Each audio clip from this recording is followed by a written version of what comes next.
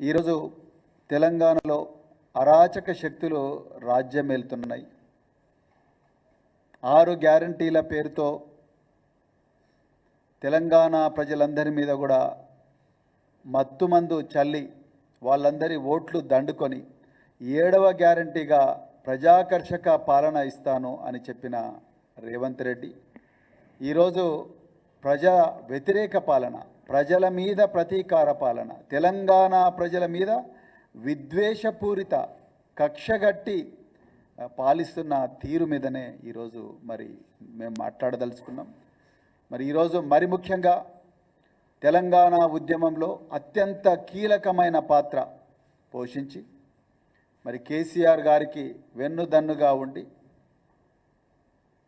7 సార్లు ఎమ్మెల్యేగా ఎన్నికై సిద్దిపేట నియోజకవర్గం నుండి మరి తెలంగాణలో నీటిపారుదల శాఖ, అదేవిధంగా మార్కెటింగ్ శాఖ, ఆర్థిక శాఖ, మరి ముఖ్యంగా కోవిడ్-19 మహమ్మారి తెలంగాణ సమాజాన్ని కబలిస్తున్న సమయంలో ఆరోగ్య శాఖను తనదైన శైలిలో మరి నిర్వహిస్తూ తెలంగాణ ప్రజలందరి మన్ననలు పొంది దేశంలోనే తెలంగాణను ఒక గొప్ప రాష్ట్రంగా తీర్చిదిద్దిన మరి మాజీ మంత్రివర్యులు సిద్దిపేట శాసనసభ్యులు శ్రీ తన్నీరు హరీష్ రావు గారి మీద రేవంత్ రెడ్డి కక్షగట్టి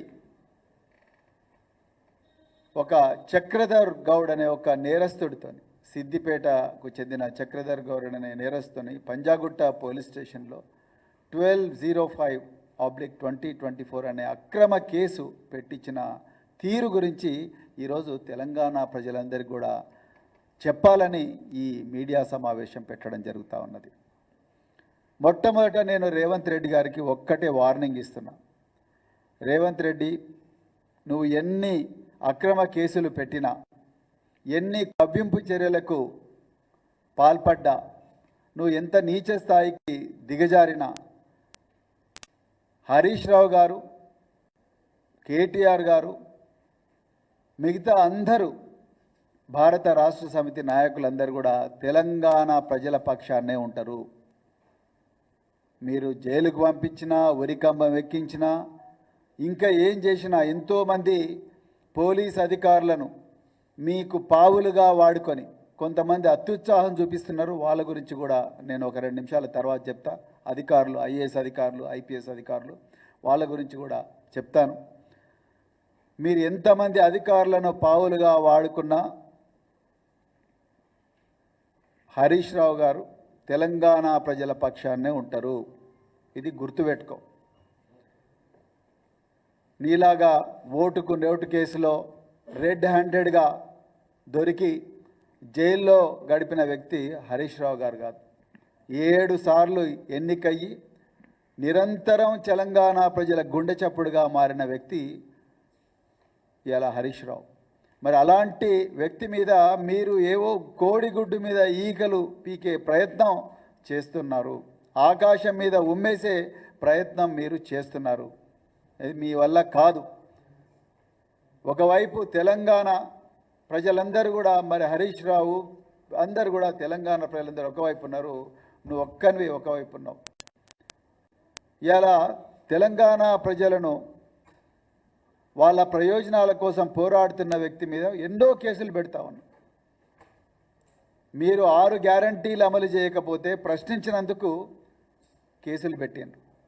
మీరు ఎగవేతల మొత్తం ప్రజలందరికీ రుణమాఫీ ఇస్తామని చెప్పి, లేకపోతే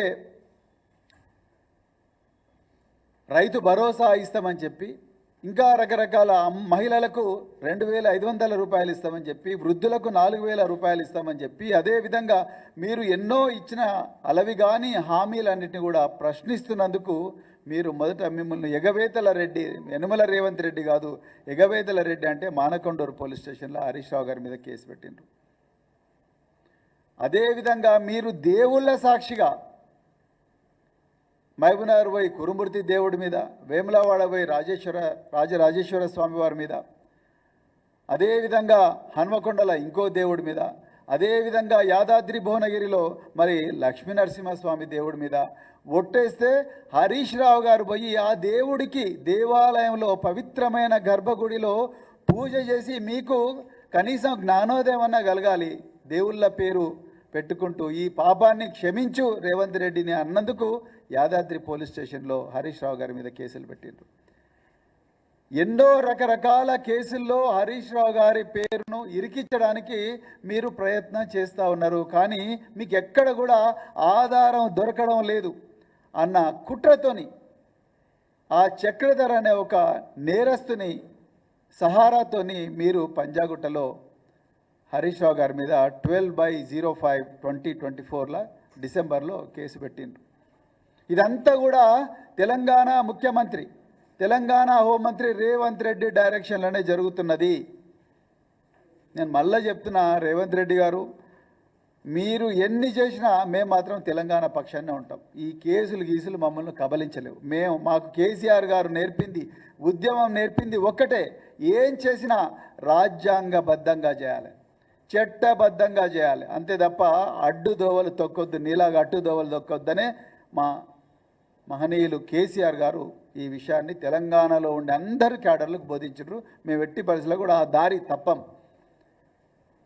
కానీ వాస్తవాలు తెలంగాణ ప్రజలకు తెలవాలనే ఈ పత్రికా సమావేశం పెట్టడం జరిగింది. ఇక అసలు విషయానికి వస్తే, నిన్నగాక మొన్న వంశీ అని సిద్దిపేటకు చెందిన ఒక వ్యక్తి, ప్రభుత్వ ఉద్యోగి, ఒక 3 నెలల పాటు మాత్రమే హరీష్ రావు గారి, ఆయన ఆరోగ్య శాఖలో ఉన్నప్పుడు హరీష్ రావు గారి ఓఎస్డి కింద ఒక ఎంప్లాయీగా పనిచేసిన వంశీ కృష్ణను పంజాగుట్ట పోలీసులు నేను చెప్పిన ఈ చక్రధర్ పెట్టిన కేసును పరిశోధించే ప్రక్రియలో భాగంగా ఈ వంశీకృష్ణను పిలిపించి డీసీపీ విజయ్ కుమార్ గారు, ఏసీపీ మోహన్ కుమార్ గారు, వీళ్ళిద్దరు కూడా ఈ వంశీకృష్ణను నువ్వు హరీష్ రావు పేరు చెప్తావా చెప్పవా, లేకపోతే బిడ్డ నిన్ను ఖతం చేస్తాం అని చెప్పి నానా దుర్భాషలు, దుర్భాషలు అన్నీ కూడా ఇక్కడ ప్రజలందరూ చూస్తున్నారు కాబట్టి ఆ మాటలు మాట్లాడాను. నానా దుర్భాషలు ఆడుతూ నువ్వు ఆయన పేరు చెప్తే మంచిది బిడ్డ, లేకపోతే ఖతం అయిపోతావు, నీ ఉద్యోగం పోతుంది, అది పోతుంది, ఇది పోతుంది, తీవ్రంగా హింసించింది. ఈయన ఇన్వెస్టిగేషన్లో ప్రతి విట్నెస్కైనా నిందితులకైనా కోర్టు ఆయన పక్కన ఒక అడ్వకేట్ ఉండే అవకాశం ఉంటుంది. కానీ ఆ అడ్వకేట్ ఉండే అవకాశం కూడా ఇవ్వలేదు, ఆ లాయర్ ఉండే అవకాశం కూడా ఇవ్వలేదు. చివరికి ఈయన జైలుకు పోయి ఆ జైల్లో మరి నాకు అడ్వకేట్ అవకాశం ఇక్కడని ఇవ్వండి, నాకు ఏం తెలియదు, నాకు తెలియని విషయాలు నన్ను ఒప్పుకోమంటా ఉన్నారు. మాటికి హరీష్ రావు గారి పేరు, మచ్చా వేణుగోపాల్ రెడ్డి మాజీ vice chairman market committee Siddipet పేరు చెప్పి వేధిస్తూ ఉన్నారు అని చెప్పి ఆయన స్టేట్మెంట్ మెజిస్ట్రేట్మెంట్ ధర ఇచ్చేదాకా ఈ బయటి ప్రపంచానికి వీళ్ళు పెడుతున్న చిత్రహింసలు తెలవవు.